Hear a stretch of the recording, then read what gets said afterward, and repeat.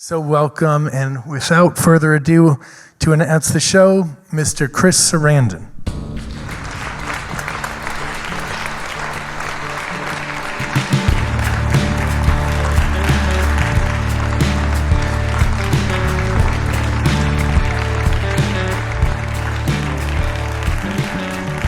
Hi guys, I'm Chris Sarandon, and welcome to all of you to the first live audience broadcast of Cooking by Heart. Here we are. People are obviously going to be listening to this, but I want to welcome also this rowdy crowd. Love to have you here. We're here, obviously, at the Sacred Heart Community Theatre in beautiful downtown Fairfield, Connecticut. Tonight, I'm pleased to have with us an old friend of mine, a writer whose work is full of food and memory and cooking by heart. Adriana Trigiani, who is in New York. Yes, please, feel free. Adriana is the New York Times bestselling author of 20 books of fiction and nonfiction. Her books have been published in 38 languages around the world. She's an award-winning playwright, a TV writer and producer, a filmmaker. She's the co-founder of the Origin Project, which I hope we'll talk about a little bit tonight. And she proudly serves on the New York State Council on the Arts. Ladies and gentlemen, I'm proud to present Adriana Trigiani. Hello. Hello. We're tested. Okay. So it strikes me, you've written a couple of nonfiction books as well. Mm-hmm. The one, Lesson from My Grandmother's, the Don't Sing at the Table, which I love. And also Cooking with My Sisters. And one of the things that struck me about both of those books is the following: that your mom's family came from northern Italy. Yep. Your father's family came from southern Italy. Mm-hmm. A kind of clash of cultures and of... But the grandmother, his mother came from, she's Venetian. But that's... a different culture altogether. They'll cut you. Be very careful with those people. But they're great cooks and farmers. Right. So, but you've got it right. Yeah. And then you grew up in an Italian-American town. That's right. In Pennsylvania. Mm-hmm. But then you had to move to a coal mining town in Virginia. Similar to your situation. That's right. Actually, we had this conversation a long time ago because we were talking about Big Stone Gap. At any rate. So then we've got these styles of cooking clashing. When you were growing up, what was the dinner table like? You know, one of my happiest memories, there's a rhythm to the way Italians eat. Like, you know what night you're having, well, there just isn't. Maybe it's because there were so many kids. We all had a place that we sat at the table, and it was non-negotiable. You had to be at home for supper at 6 o'clock. Right. We're Catholic. We said 47 prayers. Then finally we'd eat. And wherever you sat, it's so interesting, wherever you sat at the table kind of determined everything. So I was kind of wedged between the baby and the second eldest sister. How many kids? 7 children, 5 girls, 2 boys. Right. And my happiest memories, I was always pretty much somebody who fancied herself very social. Even though... What a surprise. Well, I know, but I was actually shy and had to like work my way out of it. And in the 2nd grade when we got to Big Stone Gap, I knew, well, I was 7, I knew that I had to try to say hello to the neighbors because they would be our neighbors. But I also wore very thick glasses, this thick. Okay, they were, seriously, they were this thick. My happiest memory of my mother's in the kitchen window when she's straining the pasta, and then the window steams and she disappears. And I like run inside because we're having spaghetti. Now, my mother was a librarian, so everything was very organized with my mother. And my mother was also very emotional. She looked kind of like Dolores Del Rio, very beautiful. And my father looked like B.B. King, but he's white. Okay, so that'll give you like the 2. And he was larger than life. And you know, I used to say that you never had to salt the food because my mother cried into it. Just managing all of us and table manners and all of that. But the food that she made was so delicious that we called it gravy. The gravy on the stove. And I remember like the only time my father would flirt with my mother at a certain point. When they were young, they were very in love, which I happen to remember. But at this point, we had moved to this town where we were other. The Catholic Church was, I called it later, the island of misfit toys. It was like, you know, somebody who'd come in through a mission, and then this, it was all kind of, but we were solid. You know, like which Polish coal mining family went to the Catholic Church? Right. So that became part of it. And so our family just, we eventually fit in, but people came over and ate with us all the time because the food was good. Yeah. And when you talk about gravy, you're talking about Tomato sauce. tomato sauce. That's right. And we share, now on the Venetian side, if you have it with polenta, we use the cinnamon, you know. Like the Greeks. Yeah. I'm Greek, by the way. And Chris is Greek. Well, we, centuries and centuries before we were Italians, on my father's side, we were Greek too. That's what they tell us. There was an S at the end of our name. I don't know. I haven't checked. But the food in that, you know, my mother had a hard time getting ingredients down there, which is why in my cookbook that was written with my sister, Adriana Trigiani, and all my sisters, which that's another story unto itself, to do a cookbook with your family. We argued about everything, and one of my sisters said, look, Mom made the meatballs with garlic salt. I never used garlic salt. No, me either. Use it fresh.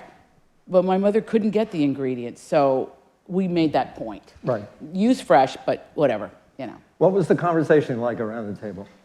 Well, that was interesting. That's when they trained you. That's when they trained you to be in the world, my parents. So it was about your table manners. It could be funny. It was, I just remember, because I was always in trouble, it was a disciplinary hour for me, you know. And then we did this horrible thing where we lined up with our report cards. That was the worst. Oh, I remember that. And my first, the ones in front of me were really smart, and then he'd get to me and he'd go, what is this? And at a certain point, my father just gave up when I got an F in typing. He said, how do you punish somebody for getting an F in typing? You just had to sit there and hit the keys. What happened? Well, it's a long story. But anyway, so it was disciplinary, but it wasn't. It was warm. Now, my mother always had a tablecloth. The table was set, and there was always candles on that table or flowers. She was big on flowers, wasn't she? Big. My mother was in the garden club. She's big on flowers. My mother was elegant. The daughter of immigrants, she was elegant. But my grandmother was elegant, too. I mean, they were elegant people on that side of the family, you know. Northern Italians were thought to be much more refined. Well, they can be. I mean, you know, but they're mountain people. And I mean, it's really interesting to me that in Italy that we were mountain people, and then we were mountain people here in Virginia, right? Big Stone Gap. Right. Well, you say, well, what's a mountain person? Well, first of all, it's people that can get along if they're snowed in. They'll be all right. They, you know, all the delicious stuff. Right. They also, they're able to put out a feast. There could be nothing in our house, and suddenly the table was filled with just, my mother would save things sometimes like for a special something, or she did this thing where she made this antipasto, and it was gigantic. And during Lent, we had it a lot because, you know, there was tuna instead of meat there. But it was layered with the most delicious, you know, roasted peppers that she had roasted, and the lettuce and everything. And it didn't need a dressing because everything came together. And there was a visual component to it, too. There's a hugely visual component. It was like a sunburst. Right. And then she would serve it. There was one can of tuna there. I ate a can of tuna alone. I don't know, you know, but my family ate one, but they would get the Italian tuna. That was a bigger can, and that was in the middle. Right. But fanning out from that was anchovies, and I always ate anchovies as a kid. I don't think anything of anchovies. Yeah, right. And then other things that she would come up with, but everything was beautifully rendered. And she cut it almost like a pie. That's how she passed it around the table. Right. And what was your dad's job at the table? What was your dad's behavior like at the table? Wow. How can I describe him? I wish he could come back from heaven so you could see him, because it says it all. My father was a very learned man. He went to Notre Dame. He graduated from Notre Dame. He went to an all-boys prep school in Pennsylvania that no longer exists, St. Francis Prep. My father was erudite. But he was also this person. And we found this out. Well, I knew it before he died, but after he died, then I really got the stories.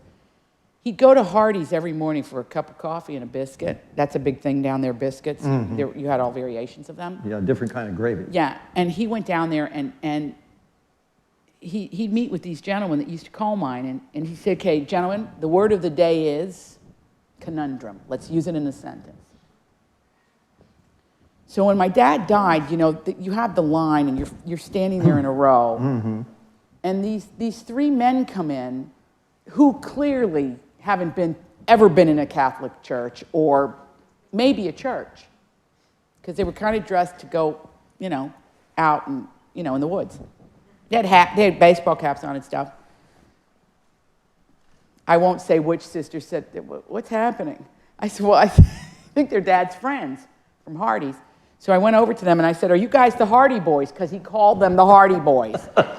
Which eventually he shared that there was actually books called the Hardy Boy Mysteries. Okay, which made no sense to anyone. But anyway, so these men said, we loved your dad. He was really interesting. And he told me about the words. But didn't he also have a kind of antic quality to him too? You mean comedy? Yeah, around the table. Yes, he could be very funny. I just remember reading an eyelid thing that he used to do. Yeah, he used to flip his eyelids inside out. My mother would say, could you wait till they finished eating before you start that? I think he chose very carefully as a parent what he was going to focus on. When he was dying, he said to me, is there anything that you wished I would have gotten for you? Which was such a weird question, but I had made a list of questions of things I needed to ask him, which I highly recommend if your parents are still with you, or your grandparents. Yeah. Just ask them everything you could think. And I asked a lot of questions that I really needed answers for. Things that I wish I'd asked my parents. Don't you wish? Always, yeah, absolutely. Now, you need to know before every dinner, every night, there was a concert, because when he came home, he went to the piano and he played the piano, and he could play the piano. He played from a very young age. And they were fizzy and jazzy. And if I hear Satin Doll, that was his song. He always played that right before you knew it was time to get to the table if you heard Satin Doll. Right. And no excuses for dinner. I mean, You when it was could dinner not time, miss. Yeah. You could not miss it. But this is him. A cousin of mine just said this, his first cousin, that crew. And he said, your father was just very decisive and black and white. There was no middle ground. This was the thing with you couldn't argue him to your point of view, so you just didn't try. But at the dinner table, he took that as the time to sort of, he could be funny, but he could also be really tough. He was a very strict disciplinarian. Very strict. And never came off of it, not even for 2 seconds. But he was also very big on dessert, right? One of my favorite memories of him is when his mother got sick. He was talking with his brothers and sisters in my grandmother's kitchen. And you know how you cut a cake? Well, just take this much of the cake. And my father had it on a plate because he was nervous and he didn't know it. He was stress eating. He was eating that piece of cake. I said, Dad, you're eating the whole cake? And he looked down at it. He loved cake. He loved sweets. He came home and we were baking, he was so happy. The Easter bread that we talked about, that the Greeks do, that the Italians do, my mother would raise that dough in tubs in the sunny windows of the house. There was wax paper and then blankets, and it was like Jiffy Pop. And then the day would come and she would roll it, because we were real Lent people. I mean, we were deprived during Lent. Yeah. Well, Deprived. yeah, and listen, my father, and he'd embarrass us. He went up to the school. During Lent, they had Hamburger Friday. And so we couldn't eat it, but we didn't care. We would have something, we didn't care. My father, whenever he went to the school, it was a scene. So he goes to the school to meet with the principal and the vice principal of our high school, it's junior high and high school together, to talk about Hamburger Friday. So in the Roman Catholic tradition, we do not eat meat on Fridays. Could you please not serve meat on Fridays? Could you move it? Because there were 7 of us, but there was, 500 other people in school. Later, I'll tell you the part that why he went up there. But he said, so the principal is like this, Mr. T. They could never say Trigiani. Mr. T, please. And my father said, no, listen, this is a religious freedom. It's Lent. 40 days. He was just, my father he could expound for hours. Okay. Principal, Mr. T, you stop worrying about Hamburger Friday. There's no meat in them burgers. And my father said, excuse me? They're soy burgers. Government issue.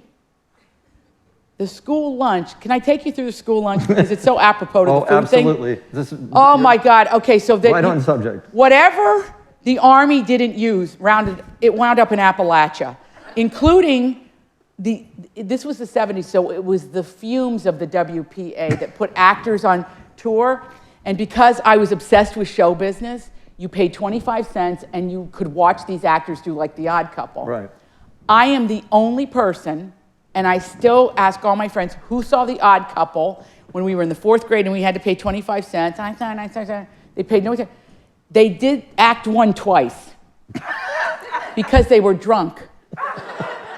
And I remembered, we already heard this, okay? All right, sidebar, okay. So back to lunch. So your typical lunch was soup, beans, cornbread, greens, collard greens, and probably peaches from a can. Yeah. Every once in a while, you know how you had different segments? There was a piece of cheese, and it was stamped government cheese. So we'd go home, and we'd complain.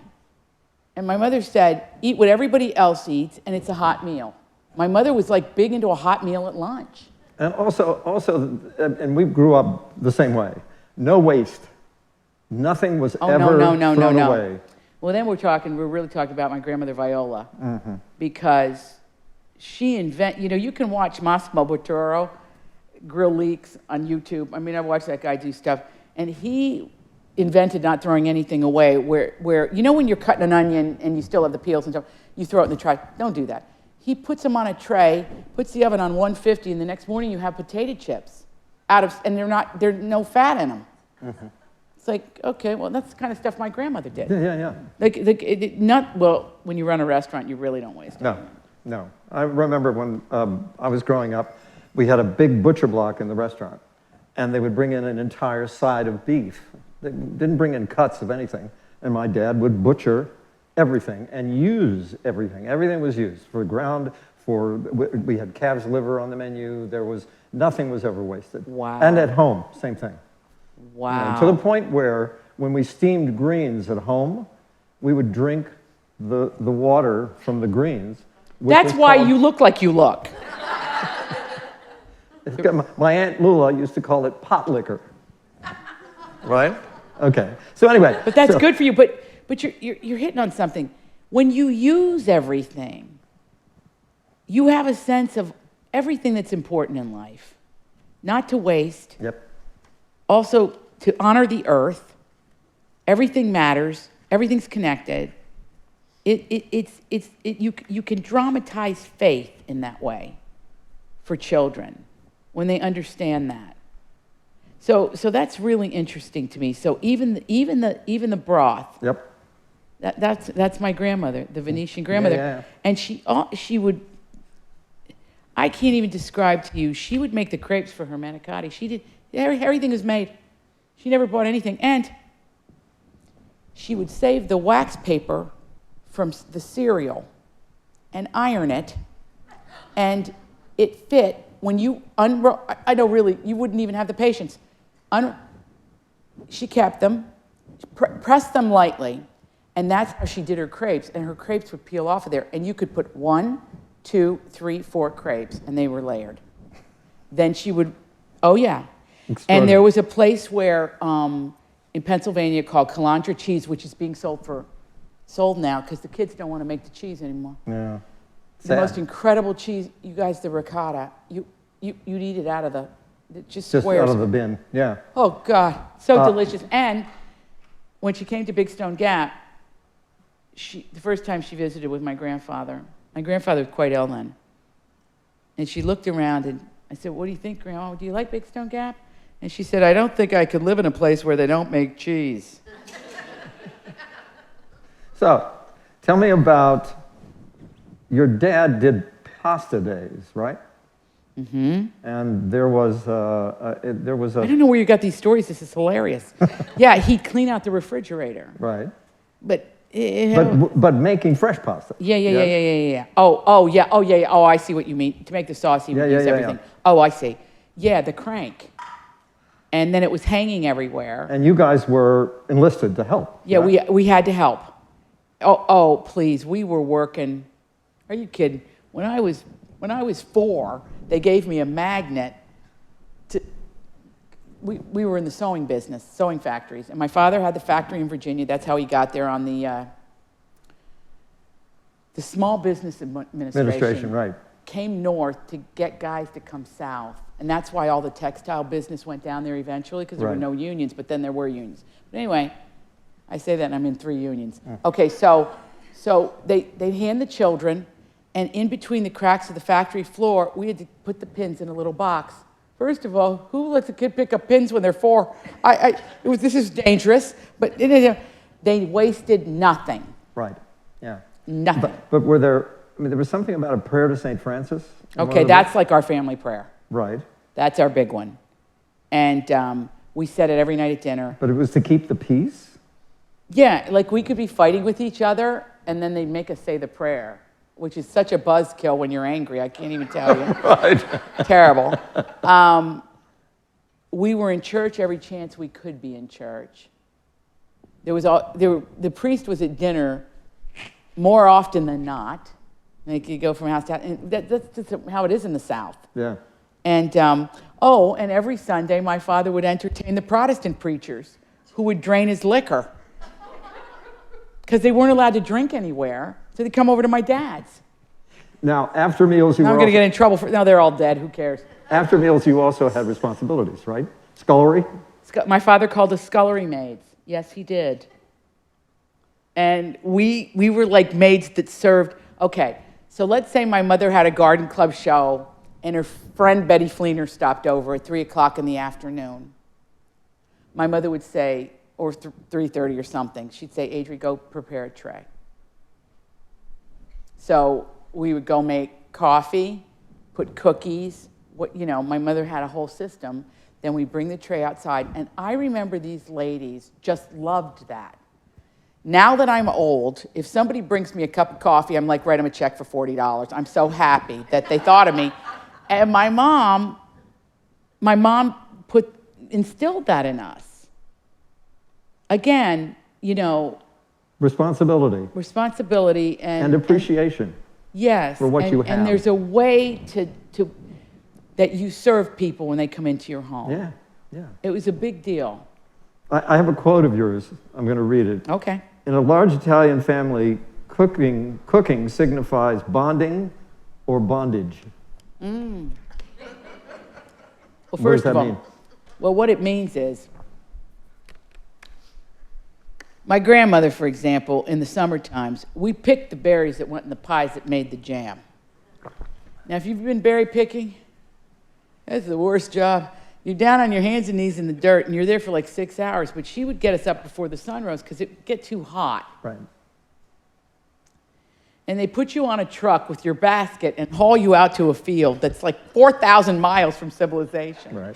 So even if you wanted to get out of there, and you get hungry and you start eating them, like Scarlett O'Hara with the carrots. Right. You're just like, oh, I'm so hungry out here, And she'd check what you had. She wanted you to pick the best berries, right? So her sister told me this, her baby sister, when she died. She said, Vinny, her name is Lavinia, Vinny, let's go berry picking in the morning. She said, all right, I'll meet you up there. Now, my great aunt Lavinia thought, well, that meant sunrise. So 5 a.m. will be fine, right? She said she got up there at 5 a.m. with her basket, parked her station wagon, goes, and she's waiting for my grandmother to get there. She doesn't see the car there or anything. And then she said up on the horizon, she saw a truck. And on the back of the truck was a woman with baskets. And she saw the legs. She went, it's my sister. What is going on here? And she comes down the thing, this trail, the guy with the truck, the strawberry man. And she looks at her sister from the back of the truck, her legs dangling, and she goes, Vinny, you're late. What do you mean I'm late? I'm done. They were all filled. She said, this is the best hour of the day to work. I'm going to go home, I'm going to can, I'm going to get everything done by noon. Wow. That was her. That was her. Look, she never bought a flower in her life. You know where she got her flowers for the cemetery? And there were always bouquets at the cemetery. Bouquets. We never went to a florist. She'd put us in the back of her car and drive along the highway, and where it said, government land, side of the road. She said, all right, kids, get out. Cut them from the roots. I need tiger, it was like, to me, flowers that weren't so great. Tiger lilies, right. Those weedy things, St. Anne's lace. She'd be at the bottom of the hill, she'd be screaming at us, I can tell that the stem is not long enough. Cut them, and she'd do these giant, that's bouquet. The kind of. Yeah, exactly. And we sometimes go, isn't this illegal? And she'd just glare at us, Did you guys ever eat out when you were kids? Yes, on special days. And I can remember that because we all dressed alike.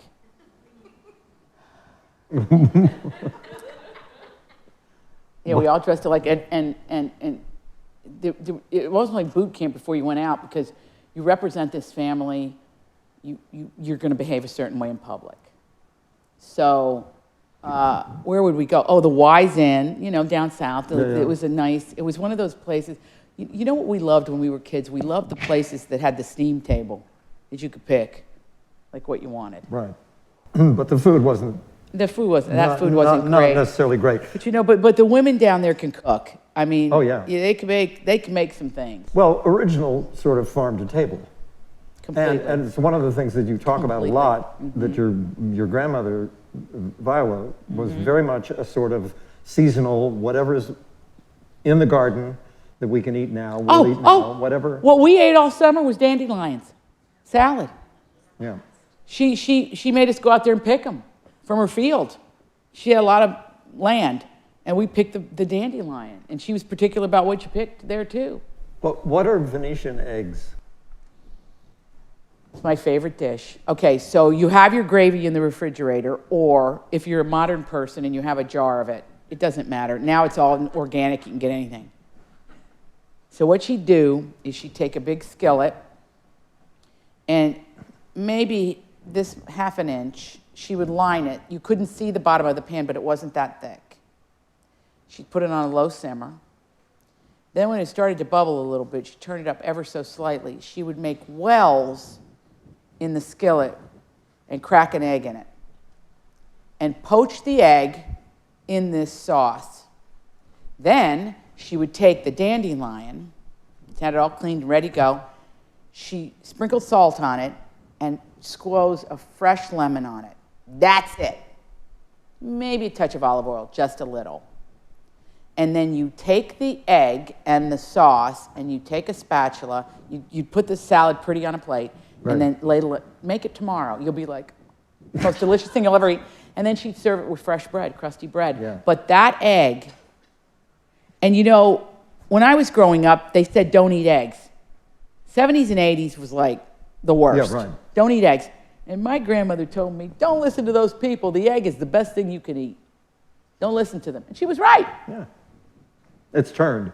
Things turn. Things come in cycles. I know, really. But she did not give up eggs. We're big egg people. Special occasions, like we talked about Easter. Mm-hmm. I taled about the fact that Greek Easter bread is basically the same. The braided bread. That's the scent of our childhood. Yep. If you think about your childhood, you think of that. The house smells like citrus and yeast and bread and butter and honey and Yeah, with the Greeks, they add something called malepi and mastika, which is like a resinous sort of, so it has a savory kind of element to it as well as it's being sugary. We're going Greek with it then. Yeah. My mother would do it with the honey and the sugar, and my mother was big on layering, like the Greeks. Yeah. What was the big time? The big time was the annual celebration in honor of Our Lady of Mount Carmel in Rosetta, Pennsylvania. My dad was born right off Main Street, and there was a time when I was related to everybody on Main Street. Everybody. You could, you never had to worry. You could stop, use the ladies' room at anybody's house. They didn't care. Come in, get a snack. They didn't care. It was this perfect little Italian-American community. I think the only incorporated Italian-American town in the United States. My grandfather was the mayor in the 40s.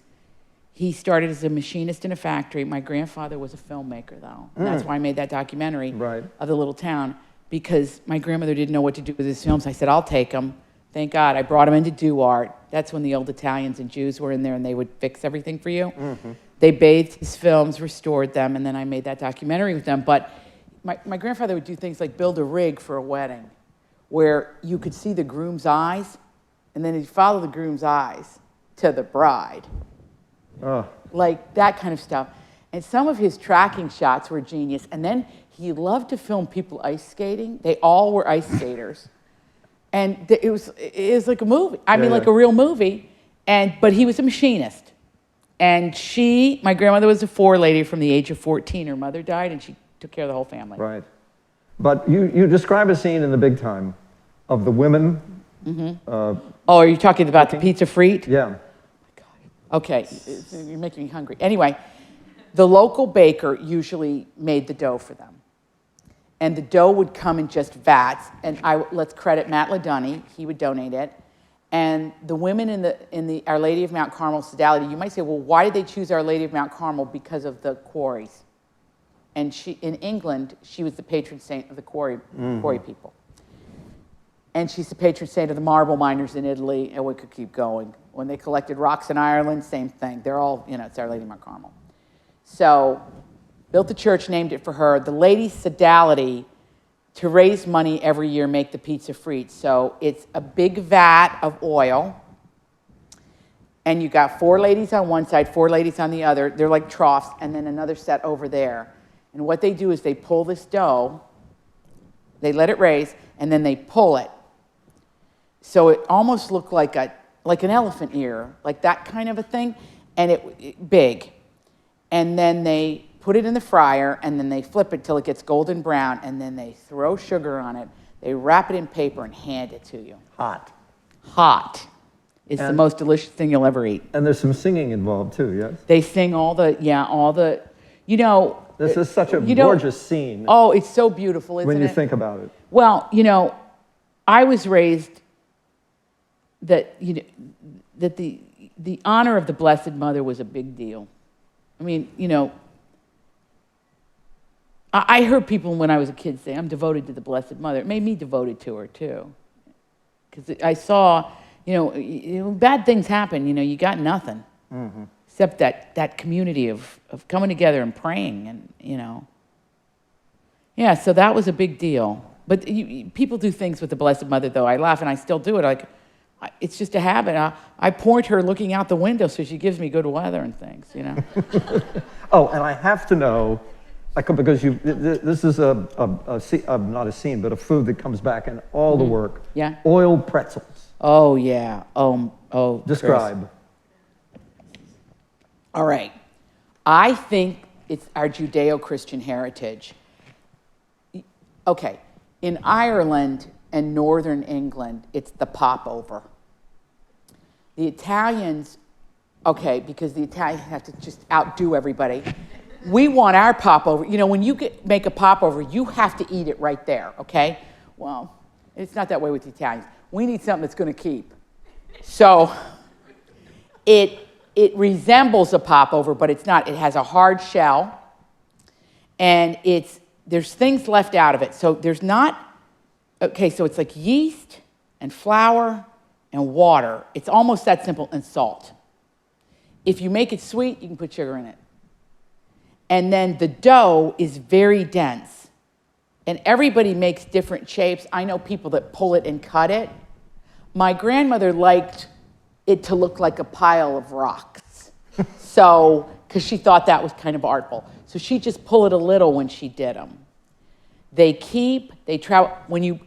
the outside was a hard shell, and when you broke into them, it wasn't gooey, but it was soft, delicious, like the inside of a popover. So it was a soft pretzel. It wasn't a hard. Well, it was hard. Oh. It wasn't soft. Well, it was hard-ish. The outside was hard, the inside was soft. Right. But you would, my father would always dunk them. They called them dunkers because you could do it in coffee. And by the way, at cocktail time, that's what you had with your Manhattan, which my grandmother said, you're allowed to. Your grandmother loved Manhattan. You can have a drink when you've earned it, she'd say. So every day, her lawn chair, the cocktail, and an oil pretzel. And you guys would sit by waiting for the cherry. Yeah, if there was a party, everybody went into my grandmother's dining room, we'd go around and finish off the drinks and eat the cherries. And I could never understand it. Like, say to my sister, what's wrong with these people? Why don't they eat the cherries? How you know? Now, you talk about Viola, Yeah. but you had another grandmother who Yeah, influenced you a Lucia. lot as well, Lucy. Tell us a little bit about her, and particularly her diet and her... Okay. On the Viola, as I explained to her, she was one, they had 6 kids, 2 boys, 4 girls. And I still have cousins who talk about the Perrin sisters. It's Perrine in Italy. Venetians don't have a vowel in the end. They would like pull their trench coat belt so tight their waists were this big. The other grandmother was, everybody called her Dr. Bonicelli because they would call her because she had the medical book. And she was just, my grandmother, I wish I had some of her qualities. She was calm, but she was the boss. Never ruffled anything, but she ran her household because her husband died when she was 35 and he was 39. So she had to raise 3 children on her own. And she served this gorgeous, every Sunday after Mass, they had their big meal. And she made this pretty much the same thing, roasted chicken that's in our cookbook, and the potatoes and the thing, and a sponge cake. Sponge cake was her thing. That's a Northern Italian thing. And then on a holiday, you might cream it up with something. She lived in northern Minnesota on the Iron Range, but she was from the Italian Alps, so not a stretch. Even if it was blizzard conditions or just a cold day and freezing up there, she said, you have to sit in the sun for a half hour. So she'd bundle up and put her face to the sun, even in the winter. If she had a snack, she was tall and slim, about 5'7", she would have, she said, never eat more than the size of your fist at a meal. That included everything. Mm-hmm.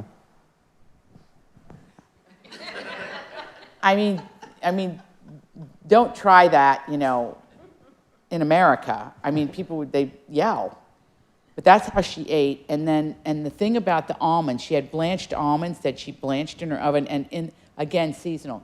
In the fall, pumpkin seeds. There were nuts of the time. Yeah, she was very healthy.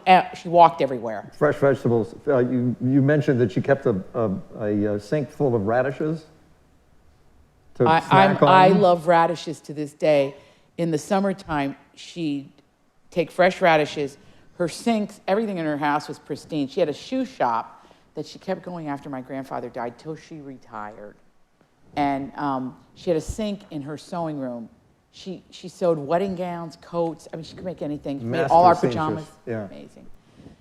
Good cook. But she kept, for snacks, this in her white sink in the back was filled with ice and water and radishes. Now you go back there and eat her radish. Now you talk about getting to the point where she's a seamstress. You talk about writing as being like sewing. Oh, yeah. What do you mean? She said the most brilliant thing to me. I think at that point I was probably in my 20s.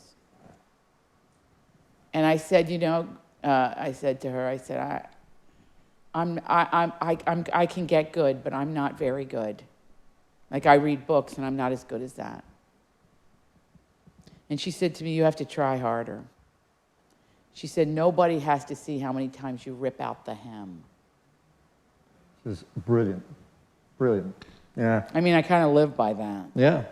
But of course, I'm a little different because I have my father's genes too, and I want everybody to know how many times I'm ripping out the hem, and how much I'm suffering, Now, one thing I can't leave behind. We have to go back to Viola for a moment. Yeah. You mentioned that she had an automobile accident where she hit a pheasant? She was going to the factory. Okay, this is my grandparents. My grandfather was very refined too. in fact, my grandfather on my father's side and my mother were kind of similar, and they were crazy about each other. My grandmother was the farm girl who take no prisoners, but she was also elegant.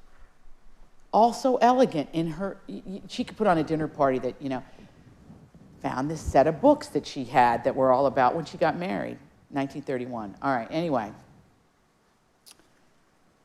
She was driving to the factory one morning, and she hit a pheasant. It's dark. Well, she hit a pheasant. She felt bad for a second. She stopped the car, got out, took the morning newspaper, went, clump, wrapped up the pheasant, and they had it for dinner that night. That's making use of everything that's available. Everything. I gotta tell you the story of the wedding, but I want to make it about food. What's the story of the wedding? Well, my aunt and uncle got married in the swinging 70s. And my uncle, who's my dad's baby brother, married the most beautiful girl in town, who was the only child of the town baker. He made that great pizza that has a scintilla of cheese on it. It's all about the tomato and the crust. And it's sweet, and it's very Greek. Anyway, might be my favorite food on earth. Anyway, so, we were so happy. My uncle was marrying her. We were like, we're in now. The rolls, the bread. Anyway, we were invited to the wedding, which was a big deal. When you're from a big family, you can be included sometimes, but in my family, I don't know if this is true, Sheila, for your family, but Sheila Mayor's in the audience, and we talk about this stuff all the time. But when you weren't invited, you hold that grudge the rest of your life. When they say they don't want children, like, what kind of people are these that they don't want children? Why aren't we going? Well, for my aunt's wedding, and uncle, my grandmother said, we're going to do it up because this is my last child.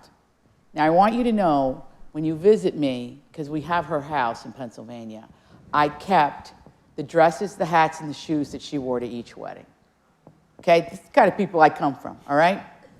And you have her utensils as well. I have all her utensils, but I not only have her utensils, I have the utensils from the Delabo farm. Oh, wow. Thing, all, yeah, like some of the stuff's worn off, but that's over 100 years old, some of that stuff. And by the way, better than what you get now.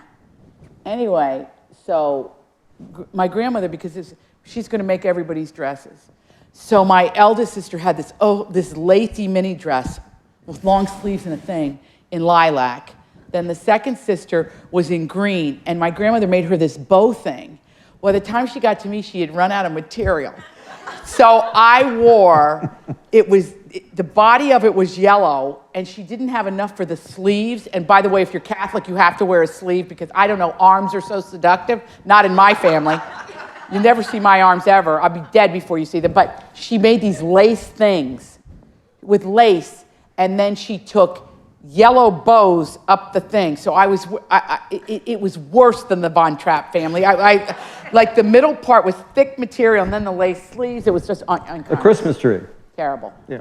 Anyway, and I tried to make it work, but anyway, so we get to this wedding, and we are going crazy. I mean, it's in a hotel, and we're riding the elevator. We're 10 years old, and the boy cousins are the same age as us. So let's say the eldest one was 11 and then went down.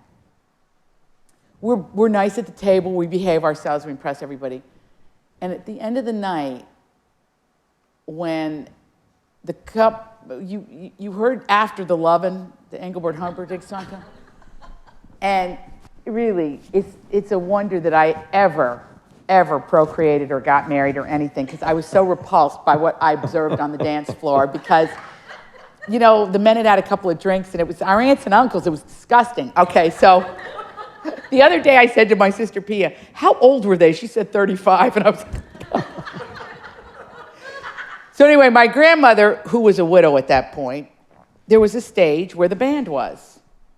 And believe me, even though she was the mother of the groom, they made sure everything that wasn't used was packed up to the food. The cake. I mean, my mother and my aunt. It looked like Armageddon, and it was bare. Yeah. So would they just, and okay, then you had the centerpieces, which there could be a fight over the centerpieces, and these weren't the best centerpieces, but it was all right. They were kind of pontoons with carnations dyed to match the bridesmaids' outfits, which were harem pants, it was the 70s, and like an I Dream of Jeannie bolero, and a pillbox hat. And I remember this, my father was funny, he wrote this joke. He says it to my mother, I heard it in my yellow dress, thick yellow dress with the shit sleeves. Anyway, I hear my father say to my, as the girls processed in, they had dyed carnation bouquets and the thing, and the pillbox hats were mesh in gold mesh on the boleros, sheer palazzo, not a good look on Italian girls. No. Put a pair of palazzo pants on the Liberty Bell, you get the visual. They were like all like, and my father turned to my mother and said, they look like organ grinders monkeys. And they did, that costume. Okay, so it's the end of the night, and we don't want the night to end because we're kids and it's fun and whatever, but the repulsive mating ritual's going on. And my grandmother, the band's playing After the Loving, and my grandmother, I'll just do her, gets up on the stage. The band is still playing, but we know it's wrapping up, and she does this.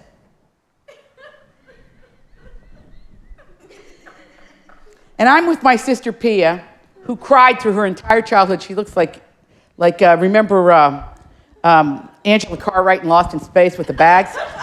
That's my sister Pia. And I was the rascal. She was always doing good. And she said, Grandma wants us to come to the stage. I said, and my sister Mary went, I'm not going. And my grandmother had these beady eyes, and she eye contacted us, and it was like luring us to the stage. So we have to go, or we're going to get beat. So we all come, we filter down to the stage, and she said, all right. She leans down like this. She said, all right, here's what we're going to do. We got 2 levels. I want you to collect the centerpieces. Collect them. My car's in the back. You're going to come up these stairs. The people were still dancing and smoking and put them in the back of the car. And my sister Mary goes, I'm not doing that. This party is still going on, Graham. People are dancing, Graham. I don't care. Get the flowers. So my sister Pia, poor thing, she felt like she had been yelled at, so she's crying. And we're like, it's like the King and I, when they carry the kids, bring the kids in, and but we're juggling these pontoons that have water in them, up the thing, going, then we go through this horrible kitchen. Her car, she has the back flap down, and we start loading them in. She gets to the car, she goes, don't tip them over. Make sure they're straight. And then we load in. Now, there were no seatbelts then. There were no seatbelts. And her car always smelled of gas. Why? Because she had a gas can with a rag in it always in the car. You know, in case a lawnmower ran out or something. This is not safe. I told her years later, this is not safe to have open gas with children and the thing.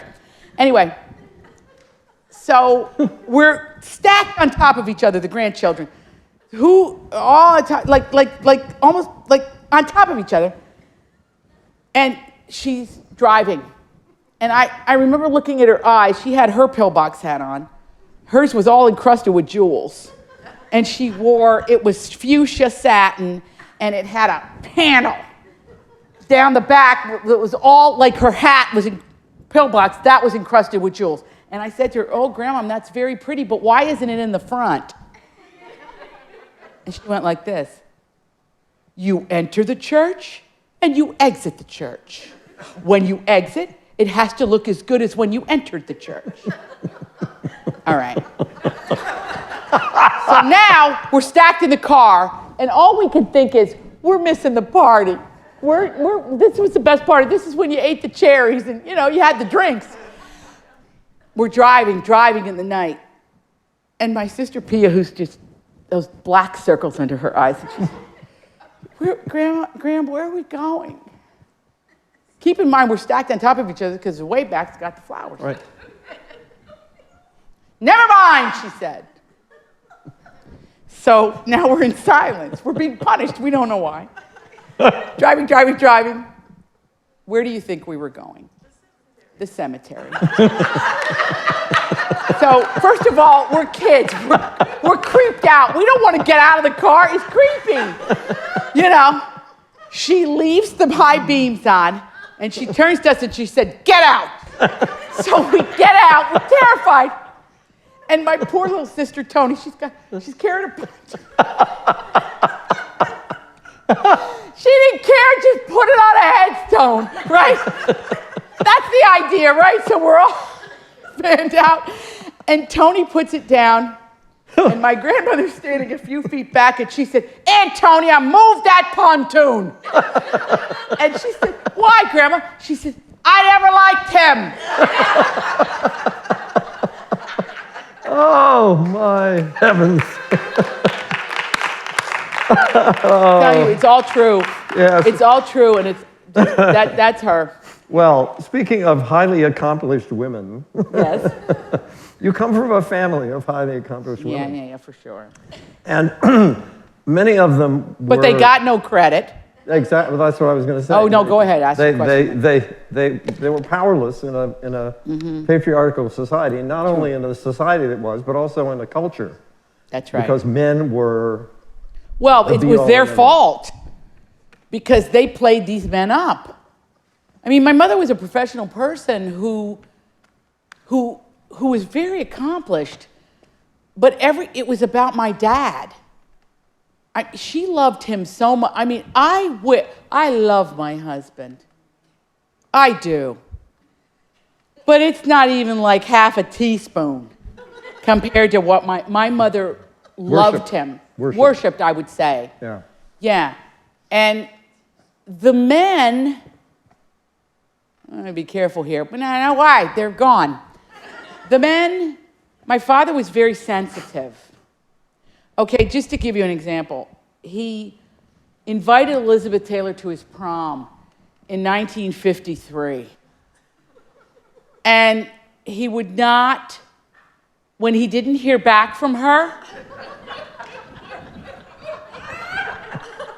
when he did not hear back from Elizabeth Taylor, my grandmother said he went in the attic and she thought this was it. He was done, right.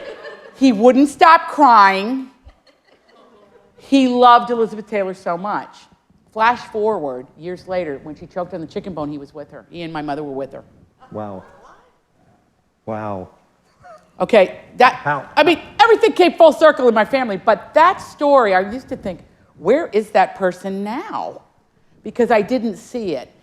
And he would wake up angry. And I one time said to my mother, who never said a word against him, I said, "Mom, how can someone wake up angry? Has something happened during his sleep time that he dreamt, or what's the problem?" I could never understand why he was in a bad mood. And she said, "Adri, Italian men are like this until they're 68 years old. And when they're 68, they wake up and they're teddy bears." It's a long It's a long wait. time to wait, right. But it's exactly what happened with him. Right. And then he died at 69. So we had 1 year Wow. of teddy bear. Yeah. Yeah, well, I only bring this up, well, not only bring this up, but I bring this up because your new book, The Good Left Undone, Yeah. Deals a lot with that, as does a lot of your work. It does, because here's the problem. You know, this is interesting to me with The Good Left Undone because, and by the way, I think the memoryscape of the women in the family, it's all around food. The women in the family, here's the deal. 50% of history has not been written down because 50% of it's women. Yeah. That's a problem. So people say, well, how do stories get lost? How do we not know these stories? When I went to Scotland to direct the movie that we were talking before about that. Mm-hmm. I just made a list. I wanted to see, I wanted to go to all the cathedrals because I'm into it. It's like first they were Catholic, then they flipped for 350 years when you couldn't celebrate the Mass. Mm-hmm. And then they flipped back to Catholic. So I wanted to see, what's the deal? And I started with St. Andrew's Cathedral. And I'm in Glasgow. And And I just decided to set out on foot. I'm by myself. And I go to this church, and there's a wedding going on. And it's an astonishingly beautiful wedding, very simple wedding, but gorgeous. And I stand in the back because we believe it's good luck on you, you know. And frankly, to be really honest, you know, when you're directing a movie, and I'm sure even when you're acting in them or you're writing them or whatever, it doesn't hurt to pray. So I'm like, please don't let me mess up this job. Anyway, as I'm standing there in the back of the church at the wedding, attending the wedding, crashing it, I realized that every song that the bride chose, my mother chose for her funeral. Mm-hmm. So then I felt the presence of my mother. And the first thing you learn about Scottish men, the bagpiper was standing there. He saw me crying and he inched all the way over to as far as he could get. They don't like ladies crying. So I stayed till the end. Then I went out and I did get into the pith of this. And I'm taking pictures of the wedding. And a man says, "Who are you?" Behind me. "Who are you?" So I turned and it was the priest. I said, "Oh, Father, it's just a tourist." And he said, "What's your name?" I told him. He said, "I knew it." He said, "You're Italian?" I said, "Italian-American." He said, "You need to go see that garden." Honestly, I wrote a book about something that even the Brits, when they bought the book, had never heard the story, because it was buried in propaganda, because Mussolini declared war on England on June 10th, 1940, and he panicked because there had been a build-up of anti-immigrant sentiment. I paid thousands of dollars to put in that book, this from a newspaper article written by a man named John Boswell in the Daily Mirror from 1940. But I could have chosen 11 years of stuff that was anti-immigrant. Yeah. The Italian people had go to England to work, but they'd be the maitre d' at Claridge's because they were good-looking and suave. You have a maitre d' in your book. That's right. And he's a real character that I renamed, but he's real. Yeah. And Churchill would come and play cards. They all knew each other. But when he was worried about the fifth column, which was the secret, you know, the shadow government, and he was terrified for the English people because it's an island and, you know, they could go down. So what ended up happening was he said, "Collar the lot of them, get them off." So all the Italians. All the Italians. Men. Gotta go, men. So they said 15 to 80, but there were 11-year-old and 12-year-old boys on there. And the Italian Scots, I didn't even know that there were Italian Scots. I had no idea. But there are Italian Scots like there are Italian Americans, and they moved there. They had moved there in 1890 to 1913, you know, big emigration. They were from Tuscany. Their skill sets were marble, you know, carving marble, marble mining, food preparation, so on. So they called us tallies. We delivered ice cream. We made ice cream. We did the fish and chips. We did pizza. And we were called Britallions.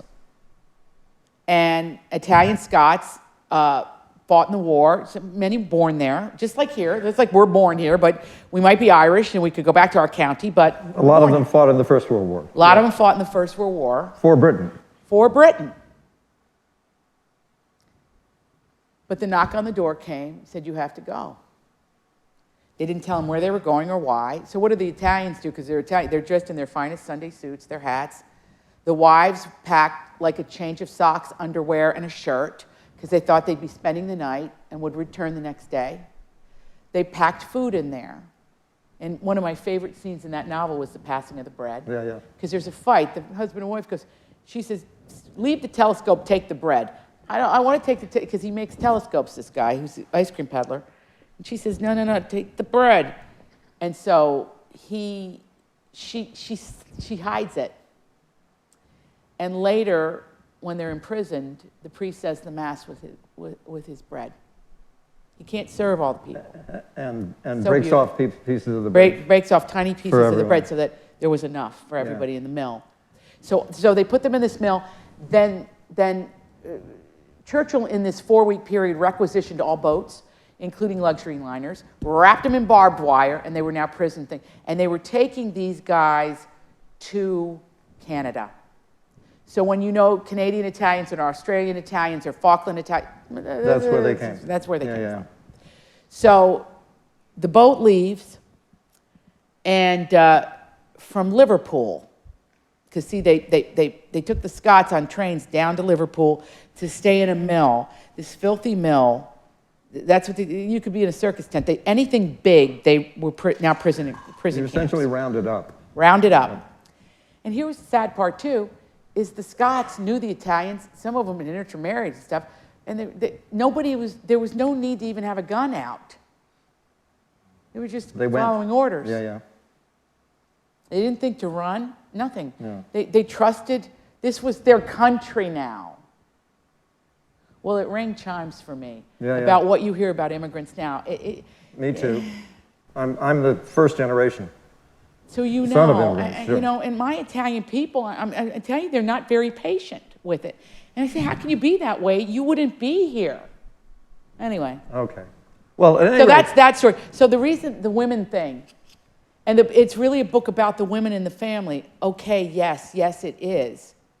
Because the history's not told. And there's one other ingredient, is when a family becomes prosperous, a family must have a mission to stay connected, because prosperity kills the family. It just does. Mm-hmm. Poverty seems to bring us together, but prosperity, people can't handle it. They become estranged. The bonds loosen, yeah. If I'm just going to return to something very briefly, and then we'll wrap it up. I don't want to wrap it up. Why don't we do a two-parter? You talk about Jacques Pepin, yes, the great chef, yes, whom you met. Yes, did you? I did. And he talks about his relationship with food when he was a child, doesn't he? A lot. Oh man. Well, we were like peas in a pod. Of course, everybody's a pea in a pod with Jacques Pepin. Everybody loves him. He was the cook that Jacqueline Kennedy hired in the White House. He worked in a hotel, and basically he made the best mashed potatoes in the world. Mm. It was, you know, but he said, don't call me a chef, I'm a cook. And his memories of his grandmother's kitchen are all the great chefs, it's all about the grandmother. Yep. And I'm going to quote you freely from The Good Left Undone. Yes, you may. Savoring our childhood through how we felt and enjoyed traditional dishes prepared for us. That's the thing that we remember. Yes. The most. Yes. We remember that's the that's the connective tissue. It's the connective tissue, but it's so woven with our faith, because the liturgical calendar predicted what we were eating and whether we had something or didn't have something, or how you celebrated. It was all built around that. So those were really the bonds, and they're still deeply connected. Well, they are for me too. Aren't they? Yeah. You could be there in a second. Absolutely. I just hope we get to eat on the other side. And with that, I'm going to thank you, Adriana Trigiani. Thank you. Everybody, just for a moment, anybody listening or watching, feel free to join Adriana's weekly Facebook Live show, Adriana Inc., right? And to sign up for her Facebook bulletin at adrianatrigiani.bulletin.com. Yeah. Her new novel, The Good Left Undone, will be released in just a few days. A wonderful story, richly told. Thank you, the audience. Thank you, Sacred Heart University and the Community Theatre. Thank you all very much. Thank you. Adriana Trigiani, everybody. Thank you. Thank you. Thank you.